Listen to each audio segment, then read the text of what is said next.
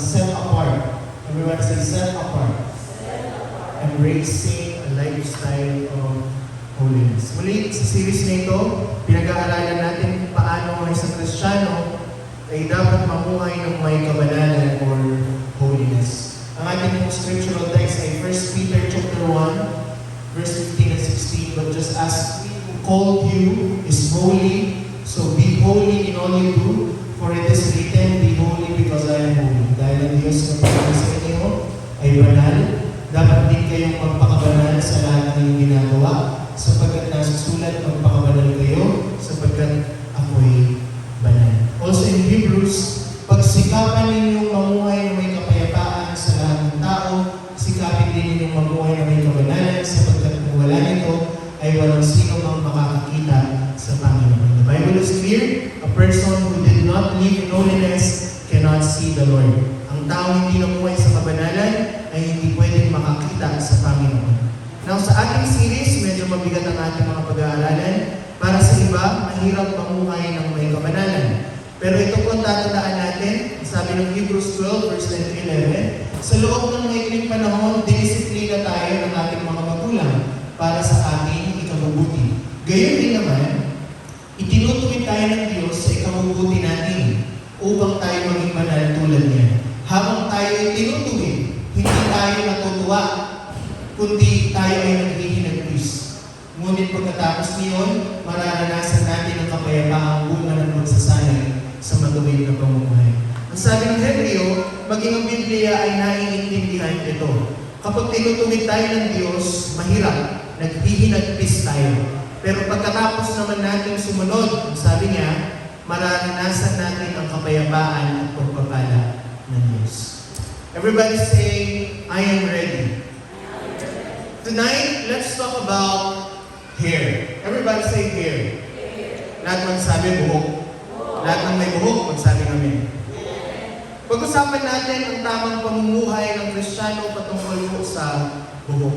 Now, para maintindihan natin ang katuruan patungkol sa buhok, balikan natin ang pinakaunang chapter ng Bible. In Genesis 1:27, the Bible says, nilalang ng Diyos ang tao ayon sa kanyang larawan. Sila'y kanyang nilalang na isang lalaki at isang babae. Ang Biblia po ay malinaw at simple. Ang nilikha lamang ng Diyos ay tanging dalawang kasarian, lalaki at babae. Lahat ng lalaki magsabing amen? Lahat ng babae magsabing amen? Pero ang simpleng prinsipyo ng Biblia ay pilit iniiba ng mundo. Amen. Ngayon, napakarami na pong kasarian.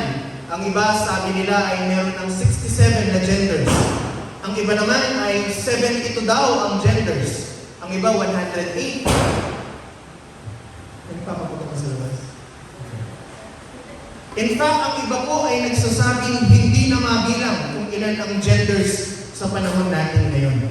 Dahil sa panahon natin, pwede ka lang gumawa ng sarili mong kasarian. Kung ano ang gusto mong kasarian, gagawa ka, i-invento ka, pwede na yun sa panahon natin. The world wants to destroy one of the most basic principles of the Word of God, na ang Diyos ay lumikha lamang ng dalawang kasarian, babae at lalaki. At ang tao hindi siya pwedeng mamili ng kasarian. Lahat ng nag-agree, magsabi namin. Diyos ang namimili ng kasarian mo. Wala tayong karapatan para piliin ang ating kasarian. Hindi pwedeng paglabas ng mundo, o pagdating mo ng 18 years old, o pagdating mo ng 30 anyos, ay nakarealize ka, hindi pala ako ganitong kasarian. At may option kang mamili kung babae ka o lalaki. Nasa loob pa lang tayo ng nanay natin, ang sabi ng Biblia, nagdesisyon na ang Diyos. Siya na ang nagdesisyon kung ano ang kasarian mo. At kung i-reject natin yung ating kasarian, it means that you also reject the plan and the will of God for you. Sabi ng Psalm 139, ang anumang aking sangkap, sabi ng author, O Diyos, Ikaw ang lumikha. Sa siya ng aking ina, hinubis mo na akong bata. So I believe, hindi na ito kailangan sabihin, pero sasabihin ko pa rin, kung babae ka, magpakababae ka. Kung lalaki ka, magpakalalaki ka. There's no question with that, and there's no easier and simpler phrase to summarize it. Kung lalaki ka, magpakalalaki ka. Kung babae ka, magpakababae ka. Because if not, otherwise, you are rejecting the will of God in your life. Hello? Lahat ng nandyan, sabi nga niya. Kailangan natin maintindihan na ang Diyos ay nagbigay ng kanya-kanyang roles o tungkulin at mga palatuntunan depende sa ating mga kasarian. Mayroong palatuntunan ng Diyos sa mga lalaki, iba naman din ang palatuntunan niya para sa mga lalaki. So there are different rights, authorities, principles na tinuturo ang Bible pagdating sa kasarian. Kung babae ka, ito. Kung lalaki ka, ito. They cannot coexist. Hindi pwede yung sa lalaki, gagawin mo as babae, magpakalalaki ka. Kung lalaki ka, magpakababae ka, kung babae. Amen. Everybody say distinction.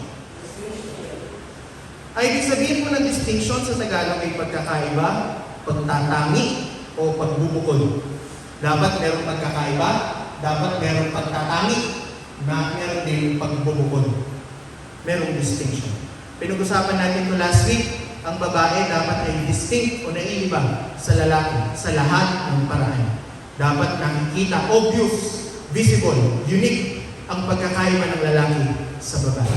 At ang Bible, malinaw po siyang nagbigay ng pagkakaiba patungkol sa buhok ng lalaki at sa buhok ng babae. Ano bang sinabi ng Bible patungkol sa ating buhok? Tingnan muna natin ang sinabi ng Old Testament. Si Ezra, isang propeta ng Diyos sa Old Testament, noon pong nagkasala ang bayan ng Israel sa Diyos, ang ginawa po ng propetang ito ay nagpagupit siya ng kanyang buhok bilang simbolo ng kanyang pagdadalamhati. Ganon din naman ang inutos mismo ng Diyos sa libro ni Isaiah 22:12. Nanawagan sa inyo si Yahweh, palalo ang mga anak na babae ng Jerusalem.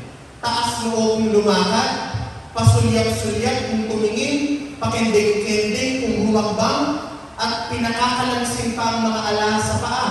Dahil dyan, pagsusugatin ni Yahweh ang kanilang ulo hanggang sila'y makalbo.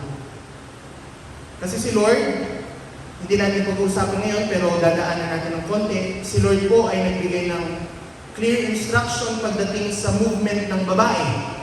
Hindi siya pwede yung pag naglakad ay pakinding-kinding, seductive. Ang babae po ay nakadesenyo upang siya'y maging mahinhin. Kasi dumating sa punto na ang mga taga-Israel, mga kapatid, ay ganun na ang pagkilos. Seductive na. Pinakakalansing pa yung kanilang alas sa kanilang paa. At kung tumingin ay parang may ibig sabihin.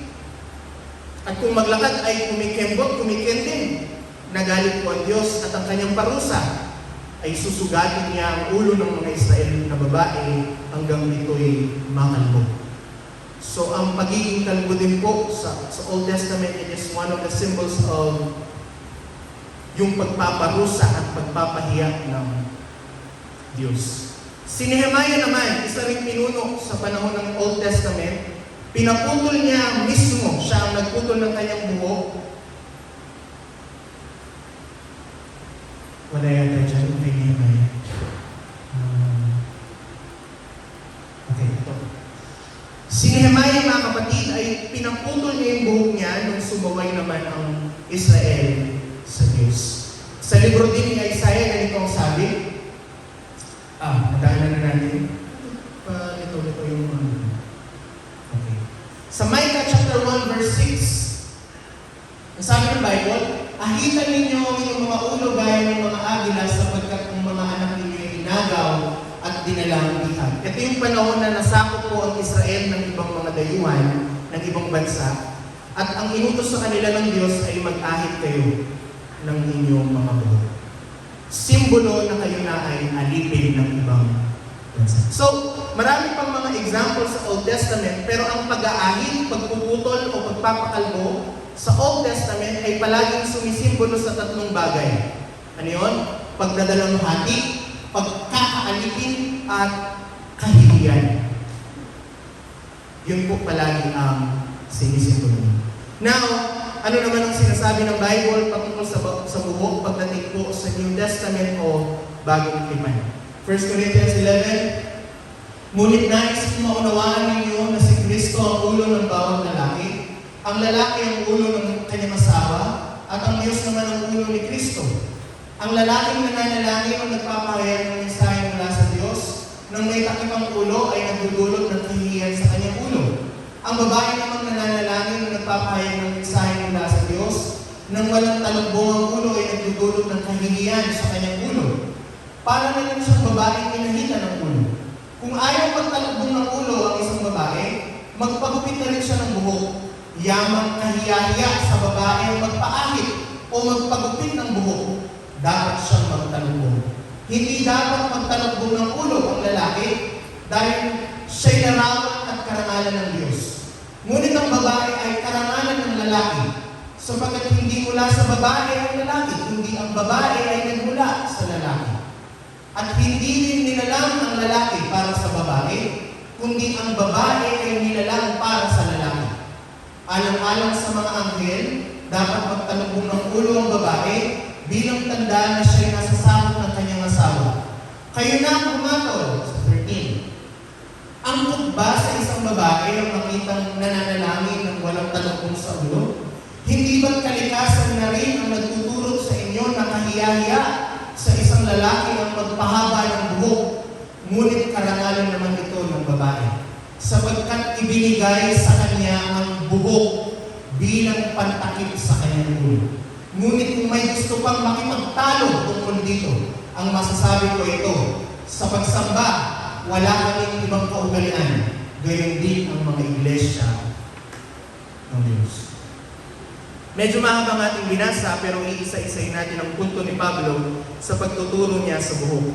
Una, binanggit ni Pablo ang tinatawag na hierarchy. Everybody say hierarchy. Anong hierarchy? Hierarchy ay yung magkakasunod-sunod ng otoridad sa isang pamilya.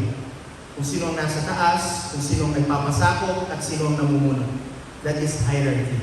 So ano ang hierarchy pagdating sa pamilya? Una, God is the head of Christ. That is the first. God is the head of Christ. Ang Diyos ay ang ulo ni Kristo. As we all know, si Jesus ay ang nag-iisang Diyos. So paano, Pastor, na sinasabi ng Korinto na ang Diyos ay ang ulo ni Kristo? Hindi ba siya rin yun? Katulad ng ating pag-aaral sa Breaking Down Series, we know si Jesus Christ lamang ang tunay na nag-iisang Diyos.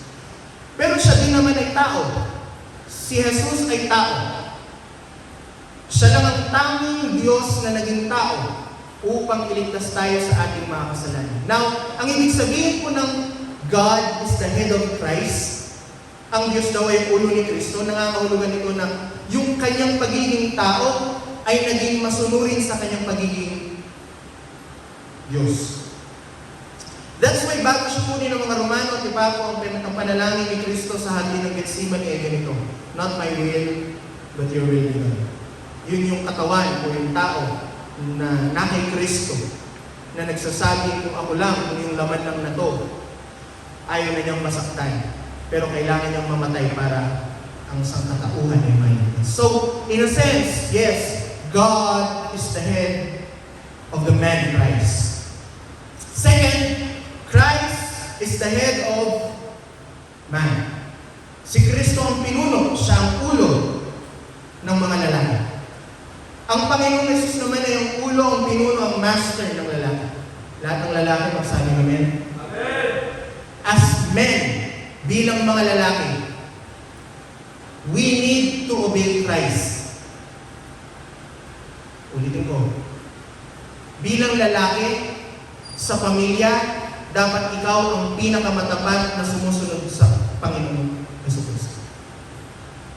We have seen it from many families. Kailangan ng lalaki ang siyang tumatayong pastor ng pamilya. Kaya lahat ng lalaki, again, magsabi ng amen. Amen. Sabi na lahat ng lalaki, sabi niya, ako yun. Ako yun.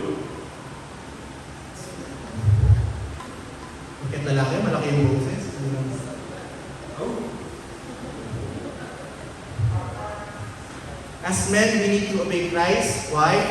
Because Christ is our head. Pero tingnan nyo, pansinin nyo ba sa simbahan, anong marami? Nanay o tatay?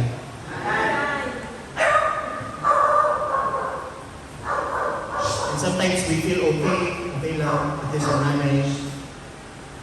But in fact, mga kapatid, ang prinsipyo ng Biblia dapat lalaki ang tatay. Ang namumuna at nagpapasko sa pamilya niya. Hindi pwede yung nanay naglilingkod tapos patrabaho lang yung tatay. Hindi natin pag-uusapan yan dito. Meron tayong subject patungkol sa pamilya. Ang lalaki ang makikitaan dapat ng katapatan sa Diyos dahil ang kanyang master ay ang Panginoon Jesus. Now, bakit importante na yung lalaki ay makitaan ng authority sa pamilya? Because finally, the man is the head of the woman. Ang lalaki ay ang ulo ng babae. Lahat ng babae nagsabi namin. Lahat ng nagpapasabog sa kanilang asawang lalaki nagsabi namin.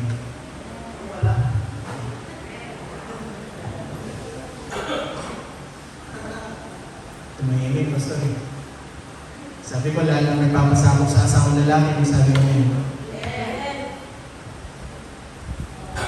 Ang ulo ng babae ay lalaki. There is no work around. Walang ibang paraan na makakalugod sa Diyos pagdating sa pag-aasawa, kundi ang babae ay magpasakop sa lalaki. Mas marunong ako sa kanya, magpasakop ka sa lalaki. Mas mayaman ako sa kanya, magpasakop ka sa lalaki.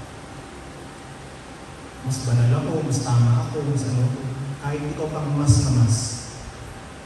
You are not pleasing the Lord if you are not surrendered and submitted to your husband. Hindi natin pag-uusapan ngayon. Pero kailangan lang natin maintindihan dahil patungkol lahat ito sa buhok. Mas mababa ba ang turing ng Diyos sa babae kaysa sa lalaki? No? Hindi po. Sa kumpanya ba lahat pwede CEO? Hindi. Tama? Sa kumpanya ba lahat pwede boss? Hindi. But God is the God of order. Pag walang kaayusan, magulo. Ang Diyos natin ay Diyos ng kaayusan. Kaya dapat merong namumuno, mamuno siya ng tama. At merong nagpapasakop, magpasakop siya ng tama. Ganun lang kasimple yun. Amen? Hindi pwede yung pasakop sa amin. Hindi ka naman tamang mamuno. Hindi rin tama. Now, bakit hindi na lang baliktad yung babae ang head? Lalaki ang magpapasakop sa babae. Madalas naman, ganyan din. Parang madali nga lang yun. Yung mga iba, tumatawa eh. Pero mas madali yun eh, no, pastor? Lalaki na lang yung pasakop. Yung iba, under naman eh. Ba't di na lang baliktad? Sinagot po yan ni Pablo sa verse 8 yung binasa natin. Sapagkat hindi mula sa babae ang lalaki, kundi ang babae nagmula sa lalaki. Si Eva, galing siya kay Adan. Hindi naman galing si Adan kay Eva. At hindi rin nilalang ang lalaki para sa babae, kundi ang babae ay nilalang para sa lalaki. Kung hindi na kailangan si Adan, wala naman si Eva. Lahat na nag-agree, sabi namin. We know the story of creation, yun po yun. Yun ang pinupunto ni Pablo sa verse 8. Pastor John, paano kung single akong babae, wala akong asawang lalaki, kanino akong papasakop? Sa magulang mo, siyempre. Simple lang. Sa magulang mo, magpasakop. Ang ulo mo ay ang magulang mo. Kung ikaw ay single na babae. Actually, kahit single ka lalaki, ganun din. Kung wala ka pang asawa, magpasakop ka sa magulang. Amen? Now, ang instruction ni Pablo ay ganito. Laman na natin yung hierarchy. Ang instruction ni Pablo sa buhok ay ganito. Verse 4. Ang lalaking nananalangin na nagpapayo ng mensahe mula sa Diyos ng may takip ang ulo ay nagdudulot ng kahihiyan kay Kristo sa kanyang ulo. Ang babae namang nananalangin na nagpapayo ng mensahe mula sa Diyos nang walang talbong ang ulo ay nagdudulot ng kahihiyan sa kanyang ulo. Kanino? Sa lalaki o sa kanyang magulang. Para na rin siyang babaeng inahitan ng ulo. In ancient times, ang mga babae po ay nagsusuot ng veil o velo. Alam mo na kung nakikinig yan. So, noong unang panahon, specifically in the Roman Catholic Church, sa mga Katoliko, specifically, ang Roman Catholic Church po sa maraming taon, ang mga babae nila ay required na magsuot po ng velo kapag po sila ay nananalangin. Kapag walang velo ang babae, hindi siya pwedeng manalangin sa maraming taon sa Catholic Church. Pero binago po yan ng Vatican in the year 1962, kung saan sinabi ng kanilang Papa na hindi na kailangan ng velo sa pananalangin ng babae. So the question is, kailangan po ba ng babae yung velo? Katulad ng sinasabi ni Pablo, na dapat may velo siya bago siya manalangin. The answer is no. 1 Corinthians 11:15, the Bible says, sapagkat ibinigay sa kanya ang buhok bilang pantakip sa kanya. Sa panahon ni Pablo, literal po itong velo. Pero, naiintindihan ni Pablo na hindi naman sa lahat ng bayan at sa lahat ng kultura ay nagsusuot ng velo. Pero lahat ng bayan at lahat ng kultura may buhok. So, ang katuruan po ng Biblia ay ganito. Ang buhok, yun ang velo. Hello? Ang buhok mo, yun ang talukbong mo. Balikan natin yung sinabi ni Pablo kanina. Ang babae hindi nakatalukbong habang nananalangin ay kahiyahin. Ang lalaki namang nananalangin at bibigay ng mensahe ng may talukbong ay kahiyahin. Ibig sabihin pala nun ay yung buhok. Everybody say buhok. So the real instruction is this. Ang lalaking mahaba ang buhok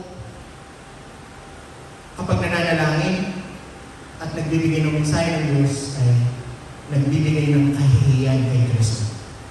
Ang babae namang maikli ang buhok o pinutol ang buhok habang nananalangin siya at nagpapahayag ng mensahe, nagbibigay ito ng kahihiyan sa kanyang asawang lalaki o sa magulang. I know, nagmumukha po akong masakit magsalita sa harap, pero I am simply teaching what the Bible teaches. Ito ang turo ng Biblia and I will not apologize.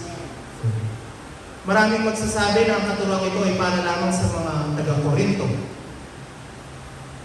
At hindi na ito applicable sa atin. Sinabi yan sa Corinthian Church. Well, kung gano'n na lang, dapat alisin na natin ang buong Corinthian sa Bible. Yung mga promises, mga pangako ng Diyos na nakasulat sa Corinthians, dapat huwag mo na rin i-quote. Nandiyan yung every promise of God is yes and amen. Nandiyan yung we are transformed from glory to glory. Nasa Corinto din yung my grace is sufficient for your weakness. Nasa Corinto din yung for when I am weak, then I am strong. Nandiyan din yung love verse na love is kind, love is patient, love never fails. Kung sasabihin natin hindi na ito applicable sa atin at sa Corinto lang ito dahil huwag na natin gamitin ang buong Corinto, ang buong libro ng Corinto dahil hindi na pala applicable. Hindi tayo pwedeng mag-cherry picking. Yung gusto natin kukunin, yung ayaw, sa Corinto lang. Lahat na nag-agree, sabi natin. Also, para malinaw, alam din ni Pablo na nilitaw yung ganitong pagtatalo. Nasa Corinto lang yan. Kaya ganito ang sabi niya sa huli, sa verse 16. Ngunit, kung may gusto pang makipagtalo tungkol dito. Amen? Kung meron pang magsasabi na hindi okay lang magpaputo ng babae, okay lang magpahaba, long hair ng lalaki. Kung meron gustong makipagtalo sa katuruan ito, sabi ni Pablo, ang masasabi ko ay ito, sa pagsamba, wala kaming ibang kaugalian. Gayon din ang mga iglesia ng Diyos. Kasi nung sinabi ko ni Pablo, nandiyan na ang Roman Church, Asian Church, Thessalonian Church, Colossian Churches. At ang sabi ni Pablo, sa lahat ng iglesia ng Diyos, nag-a-agree sa katuruan nito. Na kung makikipagtalo ka at hindi ka sasang-ayon, hindi ka parte ng iglesia ng Diyos. Para bang alam ni Pablo na may ganung pagtatalo na darating. Kaya nilinaw niya, kung makikipagtalo pa kayo sa katuruan na ito. Basta masasabi ko lang, basta ang iglesia ng Diyos ito ang turo. Bahala kayo. Binanggit din po niya sa verse 14 ang ganito. Hindi bang kalikasan na Doesn't it nature itself teaches, ano? Di ba kalikasan ang nagtuturo sa inyo ng kahiyahiya sa isang lalaki ang magpahaba ng buhok? Hello? Ngunit karangalan naman ito ng babae. Everybody say, lahat ng babae nagsabi, glory. Your hair is your glory. Sa King James Version, the women's hair is your glory. It is your glory. Glory in it. Now, alam na natin, ang babae dapat hindi magpaputol. Ang lalaki dapat palaging na-maintain ang kaiklian ng buhok. Now, let's talk about how long and how short.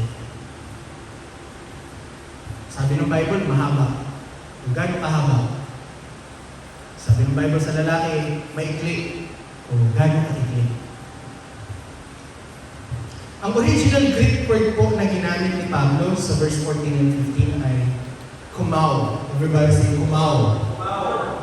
Yung original na Greek ay ganito.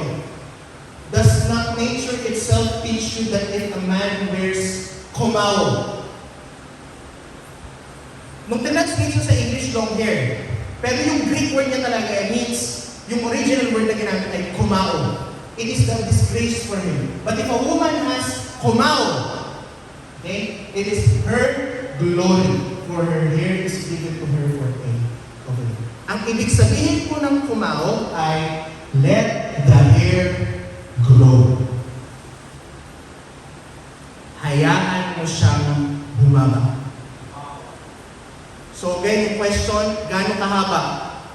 Wala. Hindi basihan yung gaano kahaba. Oh, hanggang tuhod na, pwede ko nang bawasan. Hindi. Kumao means, ang turo ng Biblia ay ganito. Hayaan mo lang siyang humaba. Kung all these years, hindi talaga humaba, hanggang dito lang, o hanggang dito lang, which is impossible maybe. O baka may pa-check up mo na yan kung hindi mo pinaputol all these years, hanggang dito lang. Pero hindi mo pinaputol, then that's your kumao. But kumao means, let the hair grow. Okay po ba tayo? Pastor, pinutol ko kasi may split ends.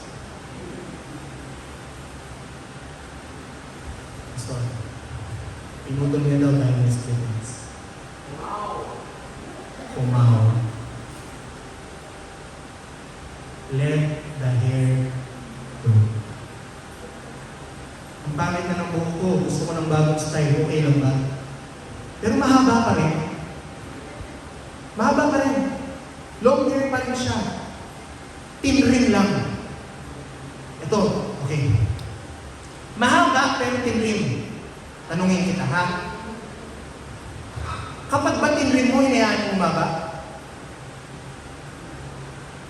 Kapag ba pinutol mo, anong mangyayari? Mahaba o umiikli? Di ba hindi sumasagot? Sabi ko, kapag tinrim mo ba, mahaba o umiikli? Mahaba? Let the hair go. So there's no reason for you to cut your hair. Amen? There's no reason for you to cut your hair. The Bible is clear. Ang nananalangin putol ang buhok ay hiyay.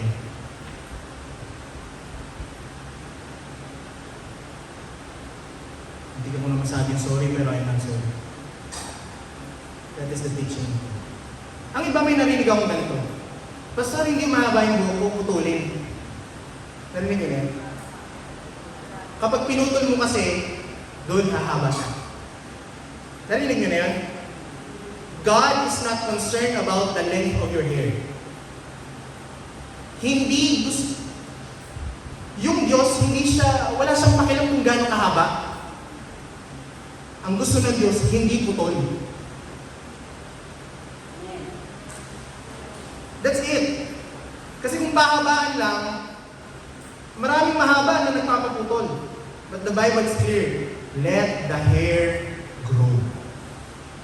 hayaan mo siyang tumubo at tumaba ng natural.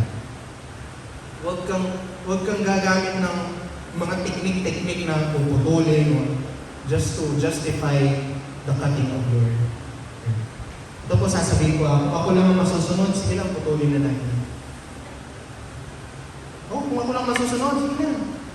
Pero hindi kami ang masusunod, utos ng Diyos ang masusunod. Hello? Sabi nga ng isang kilala kong mga maral, nililigaw mo mga kapatid dyan. Kaya basta, kapag ganun, ang namin ang ituturo, di okay na yan, sige na. Kami rin na kasi kami ba gusto namin kayo lahat makakabok? Hindi. Personally, di ba? Siyempre, dapat. Pero utos yun ng Diyos That is what pleases the Lord. And so as teachers, we will teach what is right. Now, for men, gaano kahaba o gaano kaikli? The Bible did not mention anything about the hair of a man. Kasi ang sabi ng Bible, kahiyaya ang nananalangin lalaki na mahaba ang. Pero ito, alam natin sa eskwela, bawal yung dumidikit na sa tenga. Tama? Di ba sa eskwela, bawal na yung dumidikit sa tenga? O kung sa eskwela, bawal na yan, dito ganun din na gawin na. Lalo na po sa mga tumatayo sa harapan. Huwag nyo nang gayahin yung mga K-pop. Pilipino ka. O kahit P-pop. Huwag ka na magpaka-P-pop. Pilipino ka. Tanong pa sa'yo.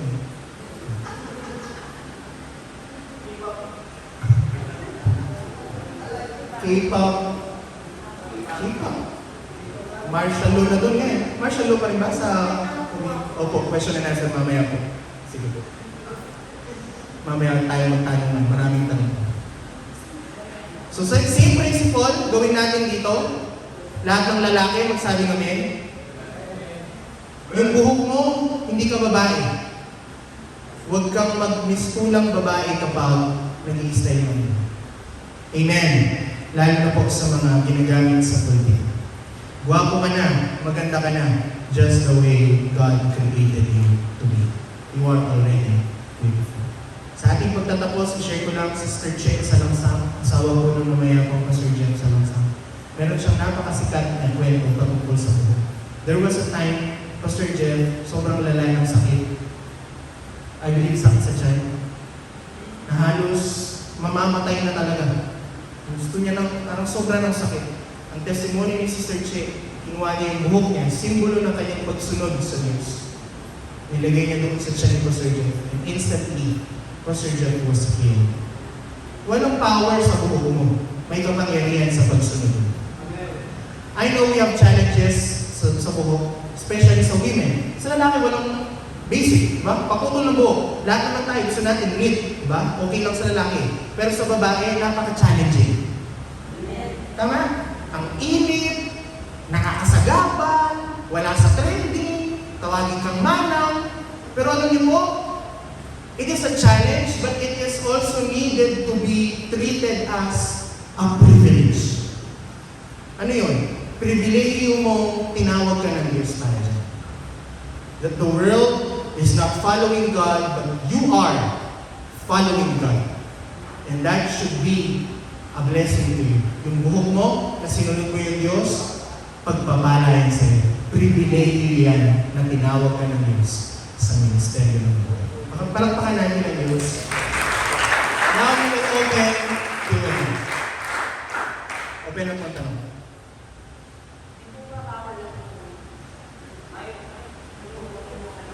May na daw, may na.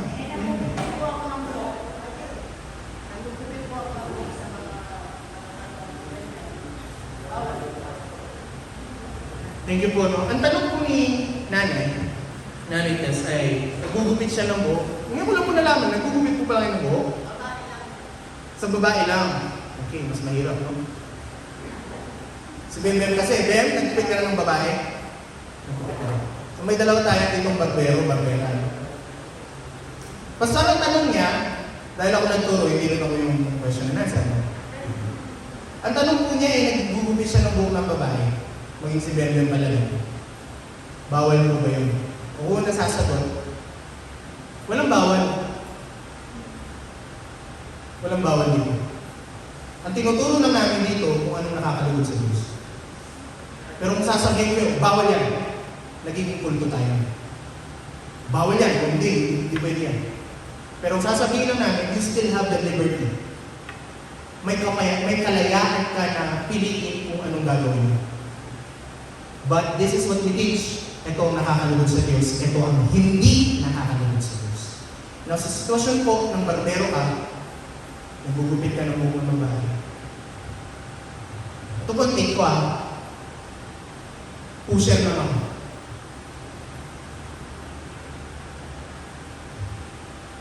Okay ba tayo? Hindi naman ako user. Pusher na ako. Diba? Mas malala. Kasi kung alam mo na yung totoo, ginagawa mo pa sa iba.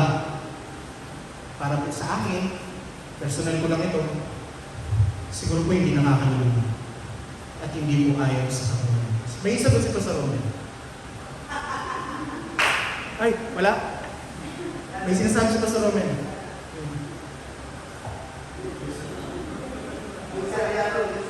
User yan.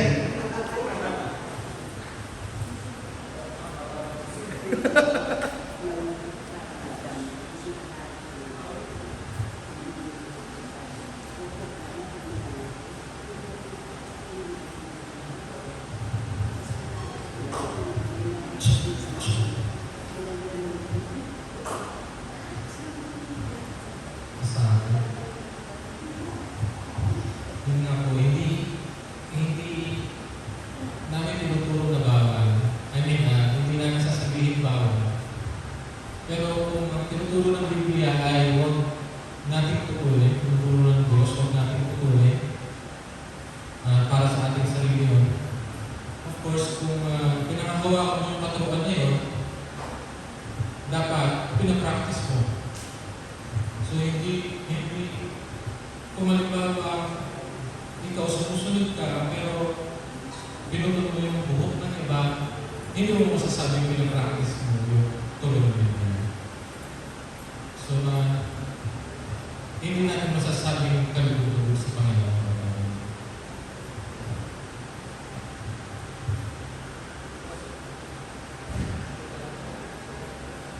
Okay po.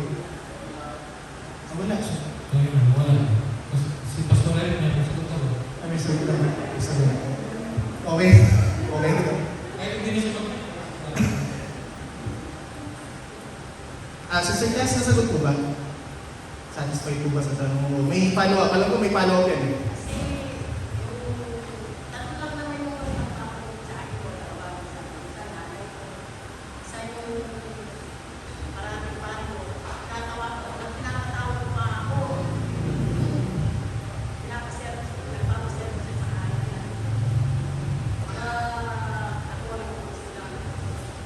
Mga Katoliko, no?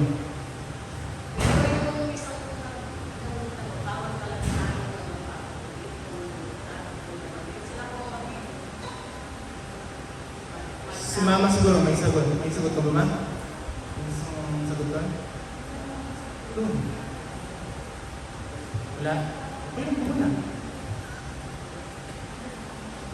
Yung ganun pa rin po yung aming stand ng mga pastor. Kung alam po natin yung katotohanan, siguro kapag kunwari may nagpapagupit, ako para sa akin, opportunity binibigay yun ng Diyos para may share mo sa kanila. May bahagi mo sa kanila. Uy, may ganitong sabi ng Bible. Kahiya-hiya ang nananalangin babae.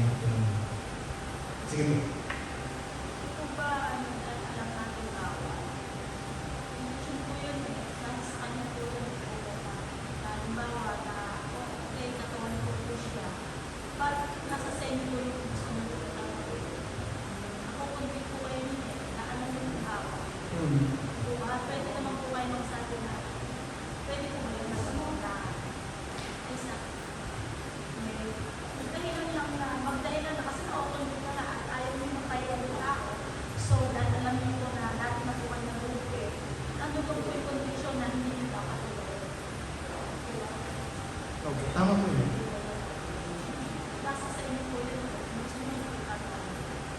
Nasa sa kanya.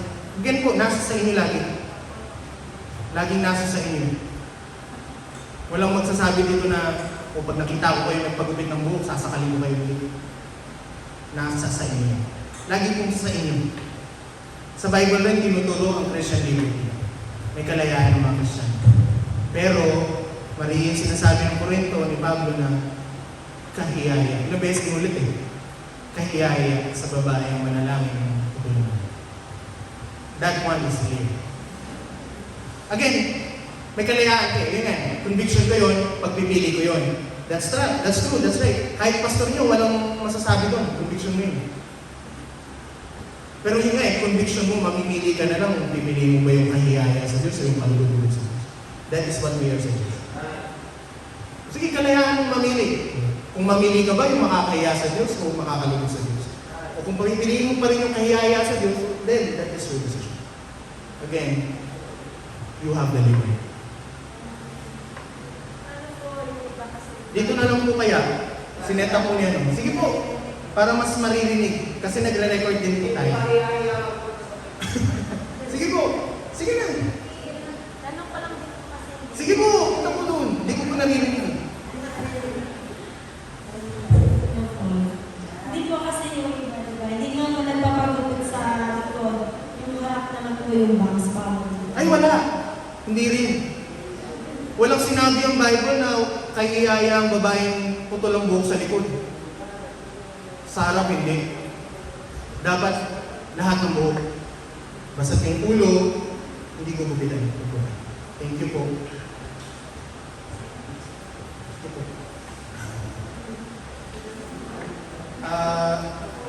Karod ni Basa. Ang tanong ko po kasi diba po, nagkakailan po, bumupapit yung buhok. Ayan. Ngayon po, nagpapalitin po ng buhok. Nagpapaitin. Kulay. So, meron po diba po na yung tinatawag po asmon po. Total naman po is kinukulayan naman po yung itim na, ay yung puti na maging itim. Hindi po ba pwede na yung pakulay po ng puti kasi di ba po may asmon po. Okay, magandang tanong. Basahin natin. Basa. Rodney, basa sa.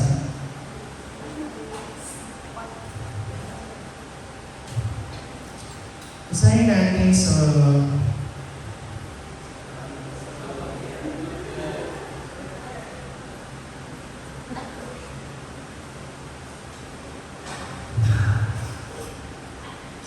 okay.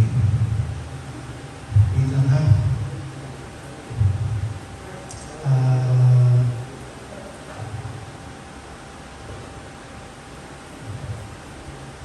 Basahin natin sa Book of Proverbs, chapter 20, verse 29.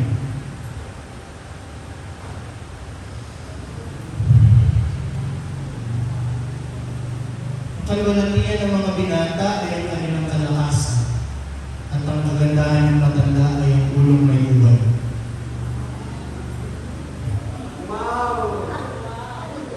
Kumaw. Yung puting buhok, kagandahan pala sa matanda. It is the glory na tumagal ka sa paglilingkod ng ganyan edad. Kung matanda ka na, huwag ka na magpabata. Testimonya mo yan na tumanda na akong ganito, puti na ang buhok ko, pero hindi ako pinabayaan ng Diyos. Bible po yun. Proverbs 20, verse 20. Ang kalwalatian, kagandahan ng matanda ay ang ulong may uban.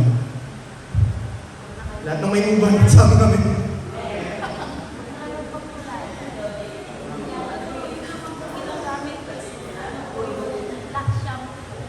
Laksham. Hindi, ang punto lang dito, huwag mong takpan yung gloria mo.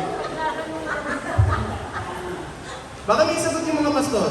Pastor Romel, meron yan na nangangati kikita ko May gusto sabihin niya. Sige po. Baka makikita tayo ng ibang insights sa mga pastor. Pastor Ed, Mike. Yan, si Jonens. Mike ministry ka muna, Jonens. Ano yung tanong? Yung sa uban, Pastor. Kunin mo. Yung shampoo lang na nakakapagpakulay ng natural na black. Kung natural lang siguro na nagdudulot ng kulay sa lahat, okay lang. Pero yung Okay. sinadyang kulay, yun siguro yung mga.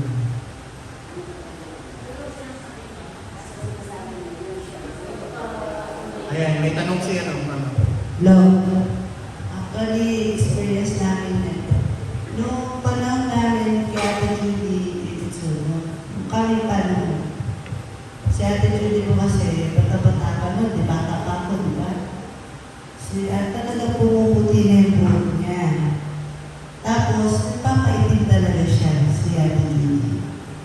Ngayon, dahil na sa holidays, nagtuturo yun. Narinig ko din sa kay Pastor Davison, lagi niyang pinupunta niya si Sister Judy na nagpapakulay ng buhok. So sabi niya, hindi daw maganda na nagpapakulay siya.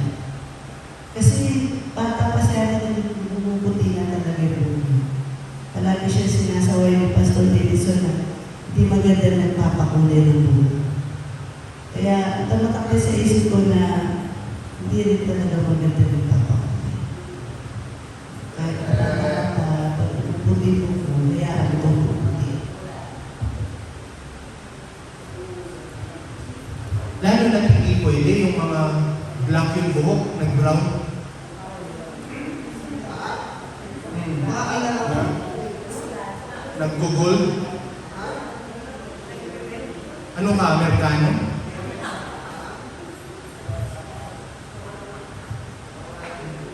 Meron din pag-uusapan yung next kasi about dyan. Pero you need to appreciate your natural beauty. Pilit mong inaayos yung kulay na binigay sa'yo. Ngayon yung binigay sa'yo eh. Katulad ng hindi tayo nagpaparepo para tumama sa ilong. Eh ganyan na talaga ang ilong nating mag-asawa. Kapag yung anak namin matangos ang ilong, pwede naman, no? Opo. Ano po yun, Pastor? paano kung natural na tumubo mo nilitik? O kaya brown, ano sa ibang lahi? Ay, pwede! Pwede. Kulay mo ng black. Ay, hindi. Natural lang. So kung ano yung natural na binigay sa inyo ng Diyos, Maganda kung yun ang ititik mo. Pero meron di ba yung mga cases, Pilipino, pero yung mga anak araw, yung... Meron naman talaga natural eh, no? Hindi naman lahat ng Pilipino, black hair, di ba? Kasi kung ano yung natural. You still need to adorn yourself, pagandahin mo pa rin, pero sa natural, yung modest na pamamahay. Yung kalugod-lugod pa rin sa Diyos. Pakulot daw, tsaka pa-remind, Pastor. O yung asawa ko nagpa-remind last week eh. Pero ako, hindi ko ini-encourage talaga yung pagpapareho. At yung asawa ko, alam niya yan eh. Kaya nga nakikita niyo kahit ako, Pastor, diba, minsan lumalabag pa asawa. Ano, nasasaktan yung asawa ko, pero hindi, kasi lahat tayo natututo eh. Lahat tayo tinutuwid eh. Sabi nga ng Hebrews kanina, ang tinutuwid, di naman nagagalak eh. Naghihinagpis eh. O kaya nga ako, sabi ko, ilang beses ko yung sinabi sa kanya, huwag kang papariban. Kasi minsan, kahit hindi mo putulin kapag nagre-riban, may nahuhulog, di ba? O so, kung alam mo nang may nahuhulog, pag magpapariban ka pa rin, hindi na, intentional na yun. Oh, ganyan po, sasawa ko. Hindi ko alam kung masasapak ako mamaya, pero ganoon talaga, may kahit kami mga pastor na damay, hindi lang tayo. Sister Maria, tulot, pastor. Sino pa ba? Yung mga nagpapariban. Si Jong, nagpapariban. Oy, hamoy.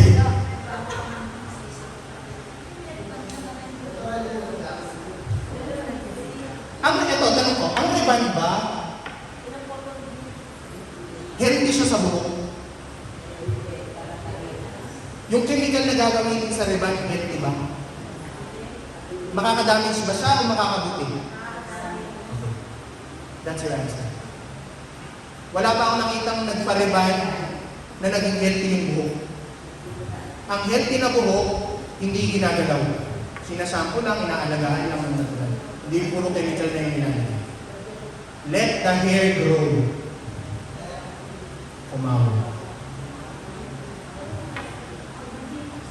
May mga pumapalag na, Pastor. May mga pumapalag na. Kung may bulong ka, i-mic mo. Sasabihin ko ulitin ko yung sinabi ko last week. Pagkatapos ng pag-aaral natin ngayon, walang bubulong.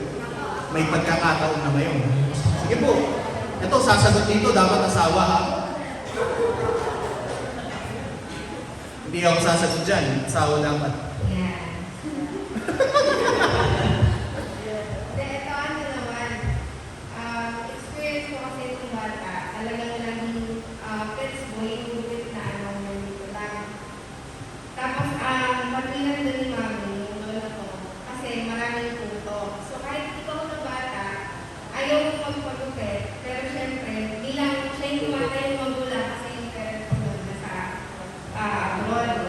So, syempre, lalo yun, wala naman siyang gana shampoohan kami, tapos sinutin. So, nasanay kami na ganun yung buhok. Pero every time, iniiyakan. Ayun, iniiyakan namin si ate ko kasi pareho kami ganun yung hair. Opo. Pero ang question ko dito,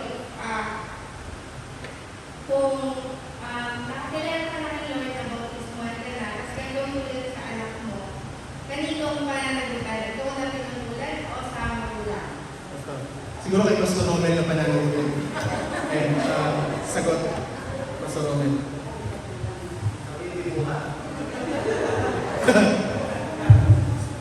Hindi mo na kang mamaya tinanong, pag-uwi.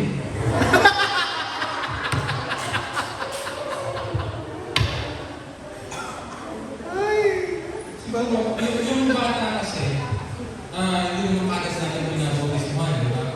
Kasi yung bata, may edad yan na kung kailan malalaman niya na yung tama at mali sa bata. Kaya ang ginagawa natin sa bata, dinededicate. Siguro, case-to-case basis. Kung alam na ng bata na ituro na sa kanya, may part din siya doon.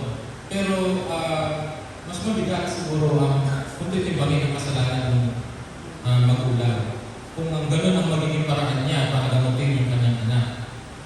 Lalo na sa panahon natin ngayon, maraming mga natural remedy, di ba? Na kung pwede tayong gamitin para magamot yung mga ganyang uri niya. Kasi yung ganung paraan, parang nakakamasak ng panahon ko yun Pagka nagkasugat o maraming puto, kinakalbo. Para wala nang tirahan ng puto, para gumagawin ng ano. O ngayon, marami nang pampatay ng puto. Marami na natural remedy na kung pwede tayo magamit para magamot yung sugat sa ulo, kung yun yung maniiwasan. Kesa doon sa putulin mo, yung buhok mo. Ano na, alam mo na let's say, for example, Christian na din naman yung magulang, na ituturo din naman sa kanya, alam niya na gano'n naman mabuti. Yung sabi ng James 4:17, sa nakakaalam ng paggawa ng mabuti at hindi ginagawa, ito'y nagiging kasalanan sa amin. So, hindi bawal, pero kasalanan. Anong tawag sa kasalanan? Kami hindi kami nagbabawal. Kasi ang Diyos na hindi sinasama yung ating pagpapasya kung ano ang ating gagawin. Mabuti man o masama. Pero pinapayo lagi ng Diyos sa kanyang mga salita na gawin mo ang mabuti. May follow-up ka naman. Ayan. Okay, sasagot naman ko. May isa pa akong tanong. Yan, kasi sa trabaho namin, 4 lang kami. 2 babae, 1 lalaki, 1 bakla. Tapos yung babae ko work, lagi ko kasi napapansin yung hair niya, lagi siyang may bago sa hair. Tapos pinag-block niya, tapos pinariban niya. Kung pinagin ko siya, maganda yung hair niya, pero di siya. Kasalanan ko ba yun? Kasi bakla siya so maligit ko na ang hawal ng hair ang gusto natin. Kasi alam mong ang lalaki dapat hindi nagpapahaba ng buhok. Tapos parang pinuri mo yung kasalanan ginawa niya. So,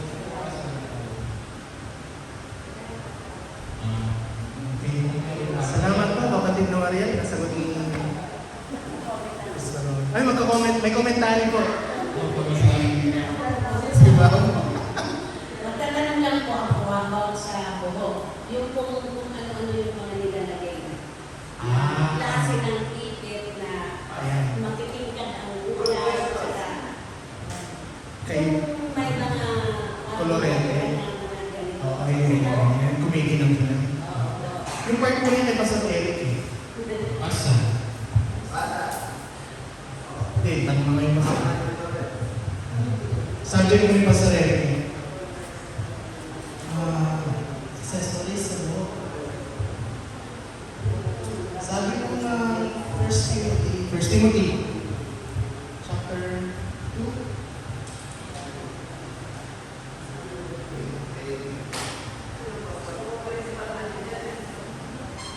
Two nine. 1 Timothy 2:9. Wrong.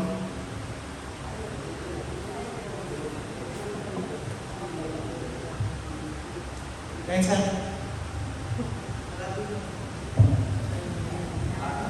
kung malabong mata ba, bawal, Pastor? sabi ng 1 Timothy chapter 2 verse 9, gayon din naman na ang mga babae ay magsigaya ng may damit na may mga kalimtiman at pinahon hindi ng mahalaga ng iyas ng buhok at ginto, pero sa damit ng mahalaga. Verse 10,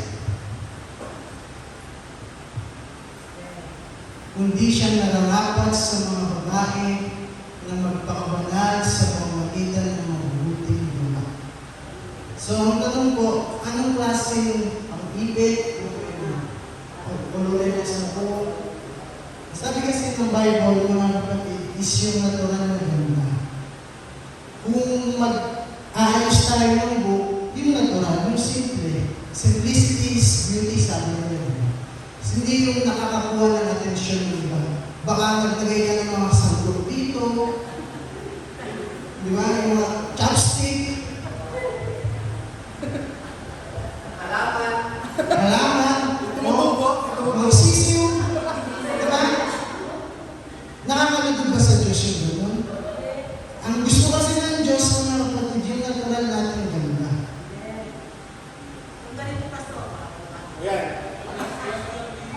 Lumilitaw po ba yung kagandahan natin natural paggamit natin yan?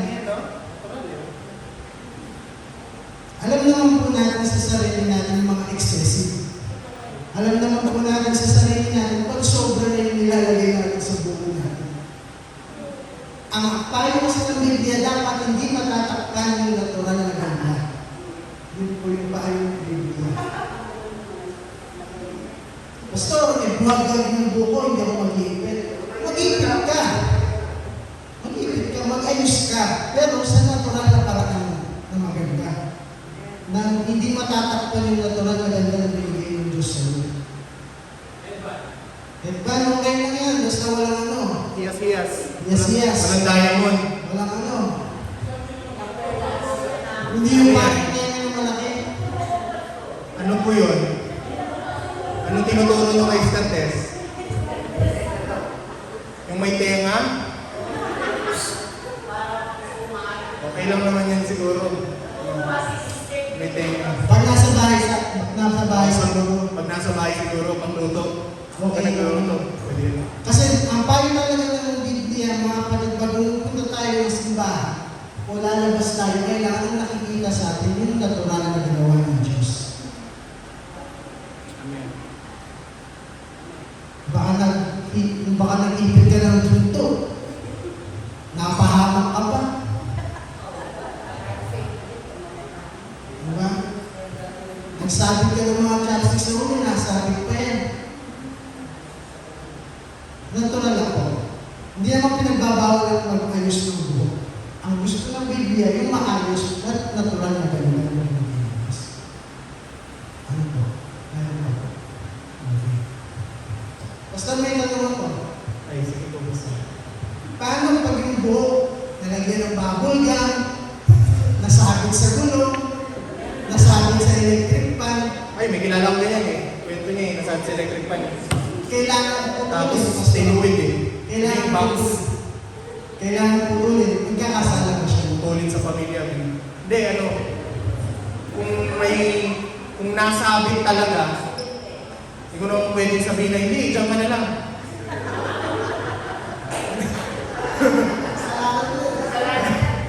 Di ba?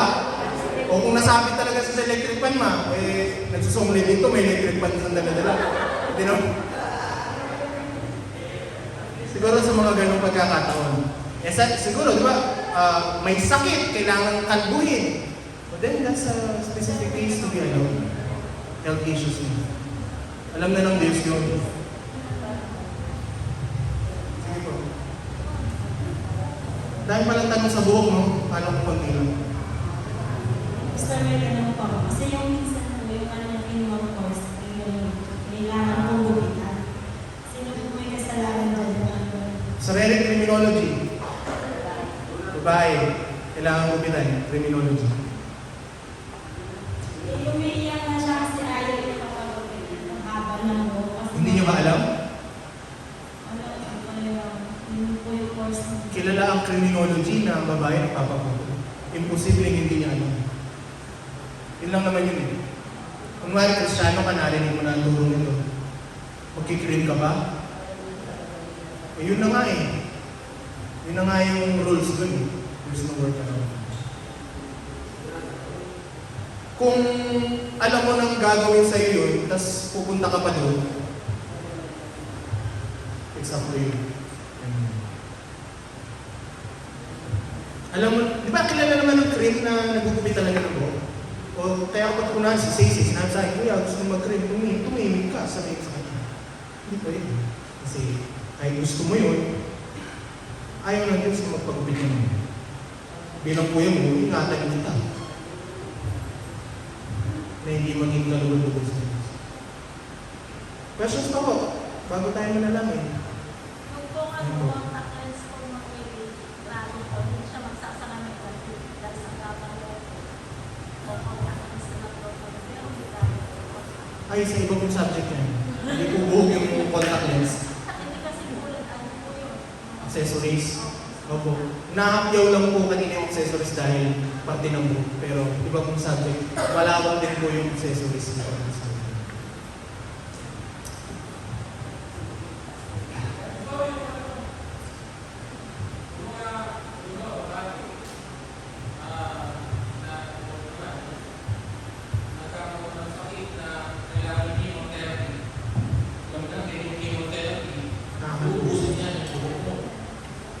So, paano yun? Alam ko, mauubos yung buhok mo, di ba?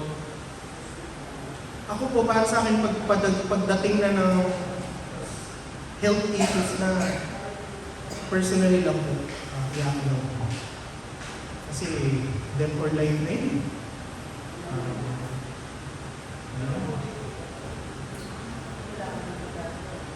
Tanong ko rin po sa inyo, Pastor, ano po yung ano doon? Kasi po pares tayong pastor eh. Kaya tatanong ko rin po sa inyo.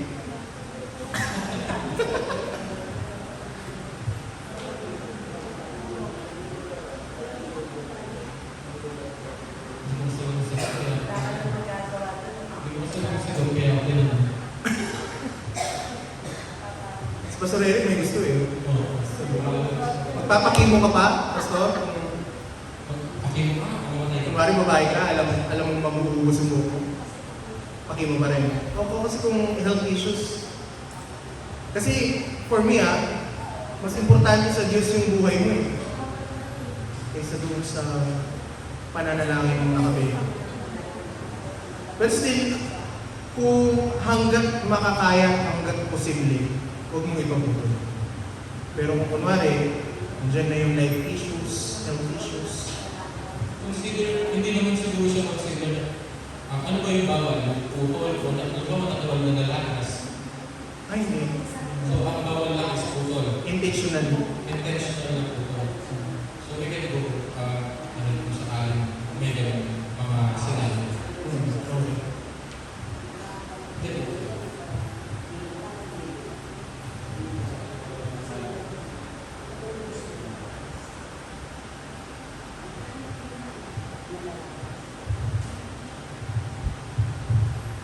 Okay? Nalit lang tayo nag-start kaya hindi tayo natapos. Pero on time po yung lesson. Sa lalaki po ba yung pinaka-proper na buhok? Sa lalaki na hairstyle. Kasi kung ang basayan lang natin, bawal na sumasaya dito sa level. Magpa-fish cut ka na siya. Kung lalo nang ginagamit ka sa harap, maging, alam naman natin yung decente. So, kunwari, first page pa rin na ba yan? Yung mukha ka ng ano, alam mo na yun. Pag lalaki, sa lalaki basta maging presentable lang tayo bilang anak ng Diyos. Baka mag-apro ka. Huwag naman. Bali si Kristo, mali yung illustration nila kay Kristo. Actually, hindi mahaba ang buhok ni Kristo. Walang scientific and biblical and historical evidence for it. Ang pagguguhit ko ba, kunyari may guhit-guhit na thunder dito, may araw, Again, dapat presentable ka, hindi ka mukhang artista. Or K-pop. Si Jorens, walang problema. Makalbi. Banal na banal. ang kalbo ko ba, December? Kasi hindi yan, tutubo rin yan. Wala na ba? Wala na bang matinong tanong? Pastor Joy. Ay, dito po. Ito po. Siya tanong, Pastor. Okay lang po. Opo, para fair sa lahat. May tanong ka kasi. Ito muna. Okay lang. Share ko lang po based po sa experience ng anak ko.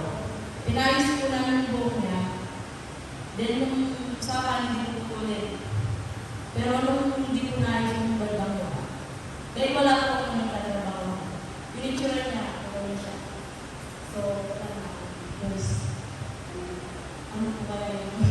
Nagkasala po ba kami nun or... Hindi ko masabi yan eh. Hindi ko masabi.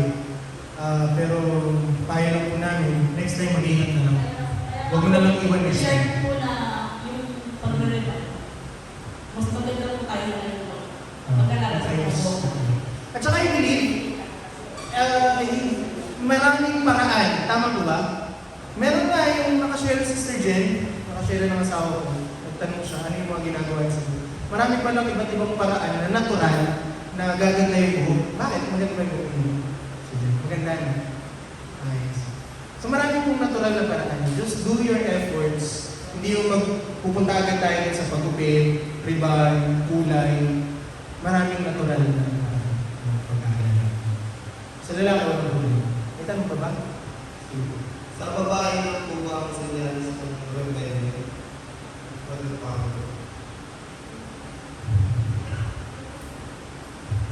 Sa Old Testament, may mga sinyalis ng rebellion pag nagpapakalbo. Pero hindi naman perfect ngayon sa ano natin na nagpakalbo, nagre-rebelde. Intention pa rin ng pagpapakalbo. Kumari, si Joris, nagpakalbo dahil sa eskwela. Eh, ganun talaga, required talaga siya. Akala ko na. Hindi, rebelde si Joris. Intention pa rin. Eh kung kunwari sinabi nagpakalbo ka, tapos nagpalagay ka dito, rebelde ako. Rebelde na yun. Kung wala nang tanong, tumayo tayong lahat mga kapatid. I hope, I believe, and I pray na malinaw po tayo pagdating sa palakpakan po natin